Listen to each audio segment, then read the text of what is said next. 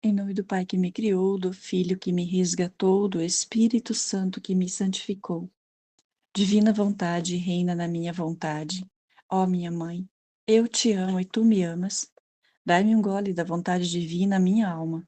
Me abençoa, Mãe, para que todas as minhas ações sejam feitas diante dos vossos olhos maternais. Amém. Suprema Majestade, eu venho em sua divina vontade.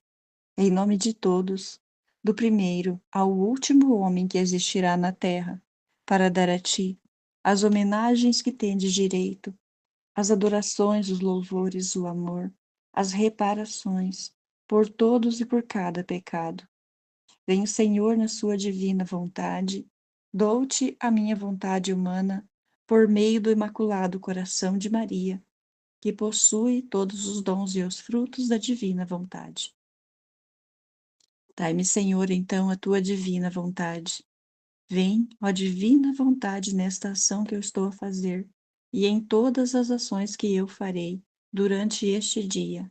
Amém. Fiat. Vinde, Espírito Santo, vinde por meio da poderosa intercessão do Imaculado Coração de Maria, vossa amadíssima esposa e nossa mãe. Amém. Vinde, Espírito Santo, vinde por meio da poderosa intercessão do Imaculado Coração de Maria, vossa amadíssima esposa e nossa mãe. Amém. Vinde, Espírito Santo, vinde por meio da poderosa intercessão do Imaculado Coração de Maria, vossa amadíssima esposa e nossa mãe. Amém. Eu não sou nada, Deus é tudo. Pai, eu te amo. Continuando a leitura do Livro do Céu, volume 1, capítulo 18.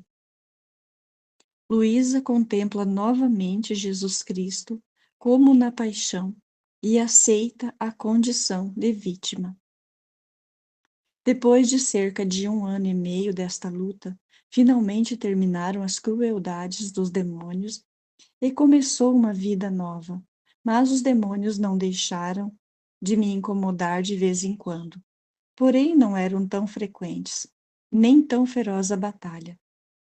E eu me acostumei a desprezá-los. A vida nova que começou foi na casa de campo chamada Torre Disparata.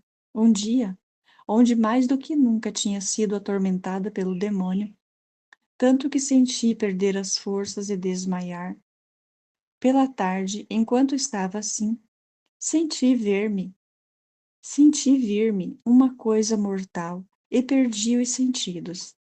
Neste estado, via Jesus Cristo rodeado de muitos inimigos. Quem lhe golpeava, quem lhe esbofeteava, quem lhe cravava os espinhos na cabeça, quem lhe destroçava as pernas, quem os braços. Depois que a Virgem Santíssima o tomou em seus braços, aproximou-se de mim e chorando me disse: Filha, vê como é tratado meu filho pelos homens? As horríveis ofensas que cometem jamais lhe dão trégua. Olha como ele sofre.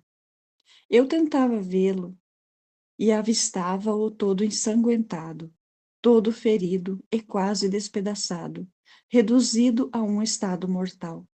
Sentia tais penas que tivesse querido morrer 1000 vezes, em vez de ver meu Senhor sofrer tanto. Me envergonhava de meus pequenos sofrimentos. A Santíssima Virgem acrescentou, mas sempre chorando: Aproxima-te a beijar as chagas de meu filho. Ele te escolhe como vítima. E se tantos o ofendem, tu, oferecendo-te a sofrer o que ele sofre, lhe darás um alívio em tanto padecer. Não o aceitas? Eu me sentia tão aniquilada, tão má como ainda sou, e indigna, que não ousava dizer sim. Minha natureza tremia, me sentia tão fraca pelas penas passadas, que mal me restava um fio de vida. Além disso, não sei como, de longe via os demônios que tanto perturbavam, faziam muito ruído, e via que tudo o que tinha visto, que tinham feito ao Senhor, deviam fazê-lo a mim, se aceitasse. Em mim mesma, Sentia tais penas, dores, estiramentos de nervos, que acreditei que deixaria a vida. Finalmente me aproximei e lhe beijei as chagas. Parecia que, ao fazê-lo, aqueles membros tão lacerados se curavam, e o Senhor, que antes parecia quase morto, começava a reanimar-se à nova vida. Internamente recebia tais luzes sobre as ofensas que se cometem, atrações para aceitar ser vítima, ainda que devesse sofrer 1000 mortes, porque o Senhor tudo merecia e que eu não poderia opor-me ao que ele queria. Isso acontecia enquanto estávamos em silêncio, mas aqueles olhares que reciprocamente nos dávamos eram tantos convites, tantas flechas ardentes que me trespassavam o coração. Especialmente a Santíssima Virgem me incitava a aceitar. Mas quem pode dizer tudo o que passei? Finalmente, o Senhor, olhando-me com benignidade, disse-me: Tu viste o quanto me ofendem e quantos caminham pelos caminhos da iniquidade, e sem o perceberem, precipitam-se no abismo.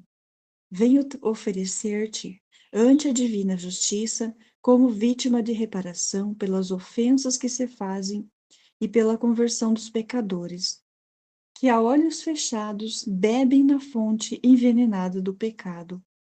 Um imenso campo se abre diante de ti, de sofrimentos, sim, mas também de graças.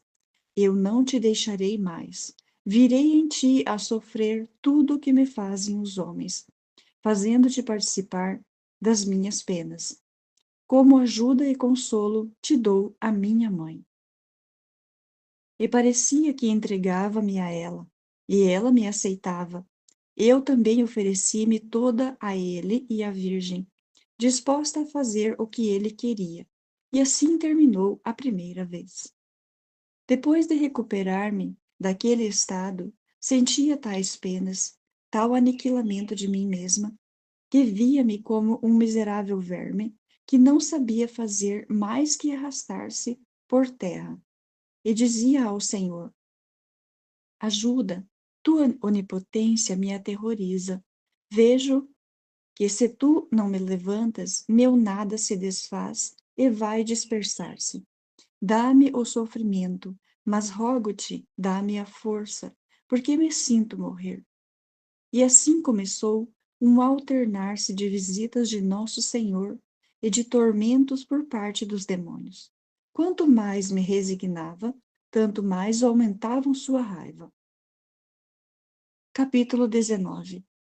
A vítima inicia a fazer o seu ofício, ligando-se às penas de Jesus Cristo, adornado com a coroa de espinhos, em reparação dos pecados, especialmente a soberba. Começa a inanição de Luísa. Poucos dias depois do que foi dito anteriormente, senti novo perder os sentidos. Lembro-me que no início, sempre que isso me acontecia, eu achava que poderia deixar a vida. Quando perdi os sentidos, Nosso Senhor voltou a fazer-se ver com a coroa de espinhos na cabeça, jorrando sangue, e dirigindo-se a mim disse: Filha, vê o que me fazem os homens? Nestes tristes tempos, é tanta a sua soberba que infestaram todo o ar, e é tanta a peste que por toda parte se espalha, tanto que chegou até o meu trono no império. Fazem de tal modo que eles mesmos fecham a si o céu. Os miseráveis não têm olhos para ver a verdade, porque estão ofuscados pelo pecado da soberba, com o cortejo dos demais vícios que levam consigo. Ah, dá-me um alívio a tão acerbas dores e uma reparação a tantas ofensas que me fazem. Dizendo isto, ele tirou a coroa, que não parecia coroa, mas um novelo inteiro. Assim, nem sequer uma pequena parte da cabeça ficava livre, mas toda ela era atravessada por aqueles espinhos. Quando ele tirou a coroa, Veio ter comigo e perguntou-me se eu a aceitava. Eu me sentia tão aniquilada, percebia tais penas pelas ofensas que lhe são feitas, que me fazia destroçar o coração, e lhe disse: Senhor, faz de mim o que queiras. E assim o fez e a introduziu sobre minha cabeça e desapareceu. Quem pode dizer a dor que senti ao voltar a mim mesma? A cada movimento da cabeça, acreditava expirar. Tantas eram as dores, as picadas que percebia na cabeça, nos olhos, nas orelhas, atrás da nuca. Aqueles espinhos sentia-me penetrar até a boca, e esta se apertava de tal modo que não podia abri-la para tomar o alimento. E ficava às vezes 2, às vezes 3 dias sem poder tomar nada. Quando de algum modo se atenuavam, sentia sensivelmente uma mão que me oprimia a cabeça e renovava as penas. E às vezes eram tantas as dores que perdia os sentidos.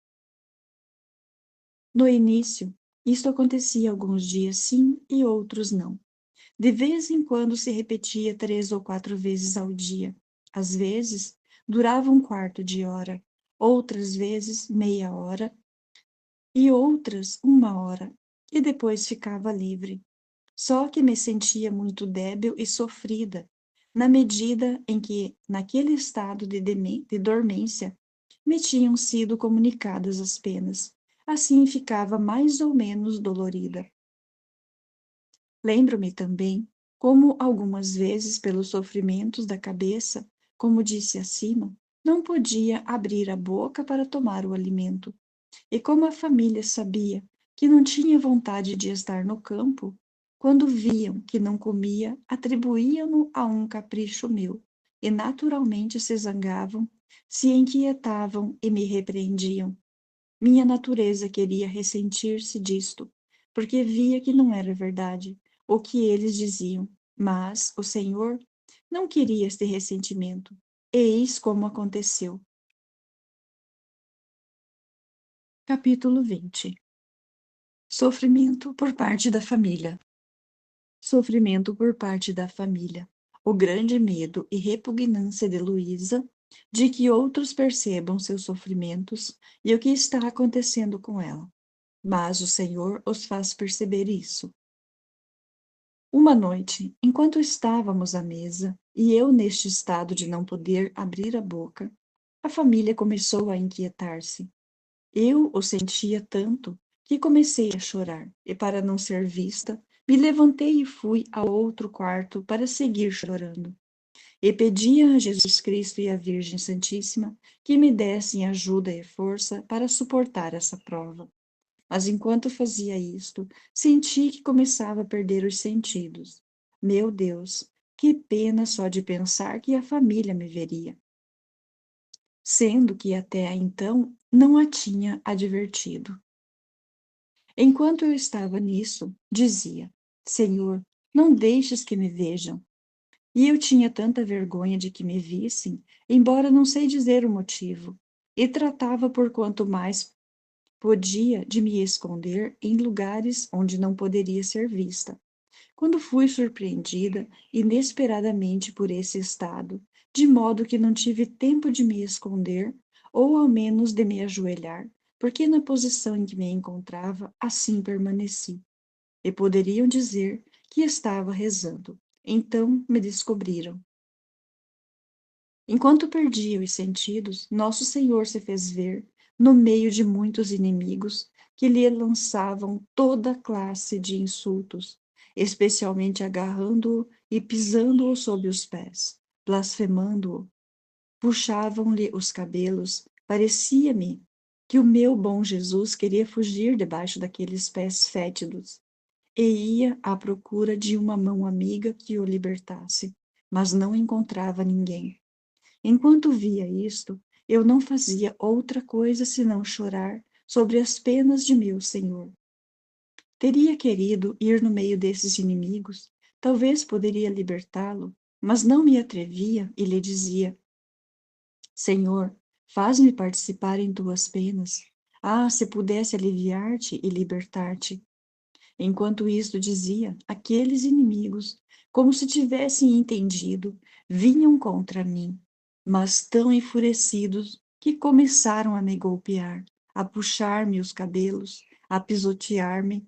Eu tinha grande temor, sofria. Sim, mas dentro de mim estava contente porque via que dava ao Senhor um pouco de trégua.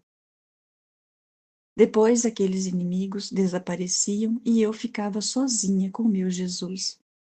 Tentei compadecer-me, mas não me atrevia a dizer-lhe nada. E ele, rompendo o silêncio, me disse: Tudo o que tu viste é nada em comparação com as ofensas que continuamente me fazem. É tanta sua cegueira, o entregar-se às coisas terrenas, que chegam a tornar-se não só seus olhos, que chegam a tornar-se não só meus cruéis inimigos, mas também deles mesmos. E como seus olhos estão fixos na lama, por isso chegam a desprezar o que é eterno. Quem me reparará por tanta ingratidão? Quem terá compaixão de tanta gente que me custa sangue e que vive quase sepultada na imundície das coisas terrenas? Ah, vem e reza, chora junto comigo, por tantos cegos que estão muito atentos para tudo o que sabe a terra, e desprezam e espizinham minhas graças debaixo de seus imundos pés, como se estas fossem lama. Ah, eleva-te sobre tudo o que é terra, aborrece e despreza tudo o que a mim não pertence. Não te importem as zombarias que recebes da família, depois de me teres visto sofrer tanto. Só te importes com a minha honra, as ofensas que continuamente me fazem e a perda de tantas almas. Ah, não me deixes sozinho, no meio de tantas penas que me destroçam o coração. Tudo o que tu sofres agora é pouco em comparação com as penas que sofrerás. Não te disse sempre que o que quero de ti é a imitação de minha vida? Olha como tu és de mim. Por isso, coragem, e não tenhas medo. Depois disso, voltei a mim mesma e percebi que estava rodeada pela família. Todos choravam e estavam alarmados e tinham tal temor de que se repetisse esse estado, pensando que morreria, que decidiram voltar a Corato o mais rápido possível para me fazer observar pelos médicos. Não sei dizer por que sentia tanta pena ao pensar que devia ser examinada pelos médicos. Muitas vezes chorava e me lamentava com o Senhor, dizendo: Quantas vezes, ó Senhor, te roguei que me faça sofrer em segredo. Isto era o meu único contentamento, e agora também disto estou privada. Ah, dize-me como farei? Só tu podes me ajudar e me consolar em minha aflição. Não vês tantas coisas que dizem? Uns pensam de um modo e outros de outro. Quem queira aplicar-me um remédio e quem outro. Estão muito atentos sobre mim, de modo que não tenho mais paz. Ah, socorre-me em tantas penas, porque me sinto faltar a vida. E o Senhor benignamente acrescentou: Não queiras afligir-te por isso. O que quero de ti é que te abandones como morta entre meus braços.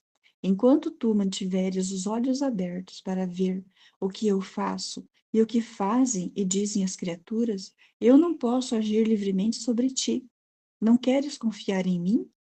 Não sabes o quanto te amo e o que tudo o que permito, ou através das criaturas, ou através dos demônios, ou através de mim diretamente, é para o teu verdadeiro bem e não serve para outra coisa, senão para conduzir a tua alma ao estado para o qual te escolhi?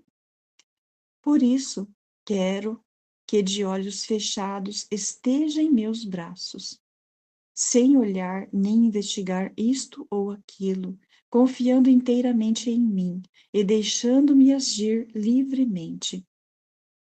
Se em troca quiseres fazer o contrário, perderás tempo e chegarás ao oposto do que quero fazer de ti. Quanto às criaturas, usa de um profundo silêncio. Sê benigna e dócil com todos. Faze que tua vida, teu respiro, teus pensamentos e afetos sejam contínuos atos de reparação que aplaquem minha justiça, oferecendo-me também os incômodos que te dão as criaturas, que não serão poucos.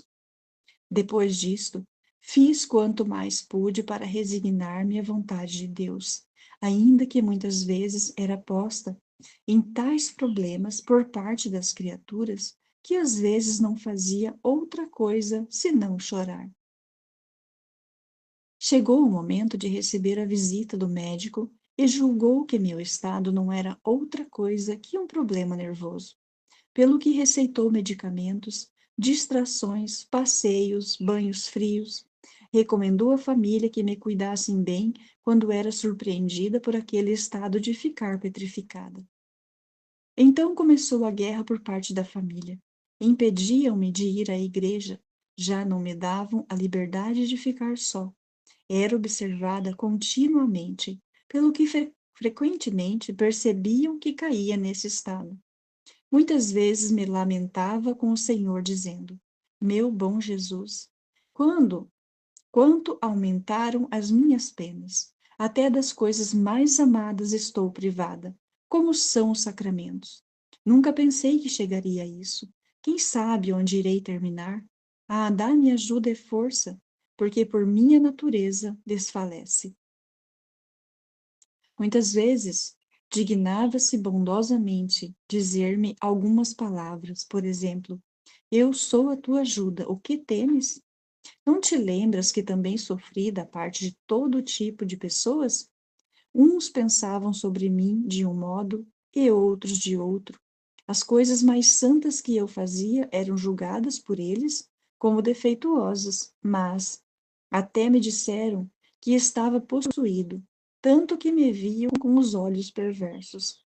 Tinham, tinham-me entre eles, mas de má vontade, e maquinavam tirar-me a vida o mais depressa possível, porque a minha presença se tinha tornado intolerável para eles. Então, não queres que te faça semelhante a mim, fazendo-te sofrer por parte das criaturas? Capítulo 21. A cruz de saber que os teus sofrimentos são conhecidos pelos outros. Esta foi também uma dor de Jesus Cristo.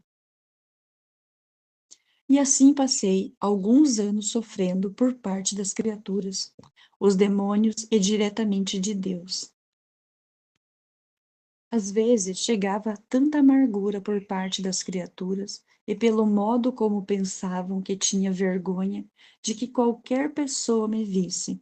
Dessa forma, o meu maior sacrifício era aparecer no meio das pessoas. Era tanta a vergonha e a confusão que me sentia atordoada. Houve outras visitas de outros médicos, mas não serviram para nada. Às vezes, derramando amargas lágrimas, dizia-lhe com todo o coração: Senhor, como se tornaram públicos os meus sofrimentos. Agora não só a família o sabe, mas também os estranhos. Me vejo toda coberta de confusão. Parece-me que todos me apontam com o dedo, como se estes sofrimentos fossem as piores ações. Eu mesma nem sei dizer o que me acontece. Ah, só tu podes libertar-me de tal publicidade e fazer-me sofrer ocultamente. Peço-te, suplico-te, escuta-me favoravelmente. Às vezes também o Senhor mostrava não me escutar e aumentavam minhas penas.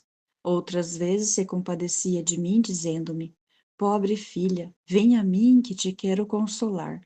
Tu tens razão em que sofres, mas é que não te lembras que também eu, ó, quanto mais sofri?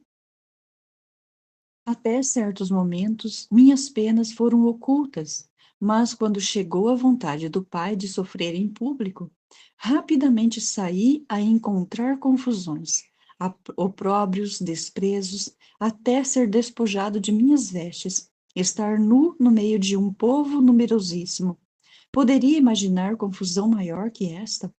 Minha natureza sentia muito este tipo de sofrimento, mas tinha os olhos fixos na vontade do Pai e oferecia essas penas em reparação de tantos que cometem as mais nefastas ações publicamente, diante dos olhos de muitos, vangloriando-se sem a mínima vergonha. Ele dizia: Pai, aceita as minhas confusões e a minha desonra em reparação de tantos que têm a audácia de te ofender tão livremente, sem o mínimo desgosto. Perdoa-lhes, dá-lhes luz a fim de que vejam a fealdade do pecado e se convertam. Também a ti quero tornar-te partícipe deste tipo de sofrimentos. Tu não sabes que os mais belos presentes que posso dar às almas que amo são as cruzes e as penas? Tu és uma criança ainda no caminho da cruz. Por isso te sentes muito fraca. Quando tiveres crescido e tiveres conhecido como é precioso sofrer, então te sentirás mais forte. Por isso, apoia-te em mim. Repousa, porque assim adquirirás força.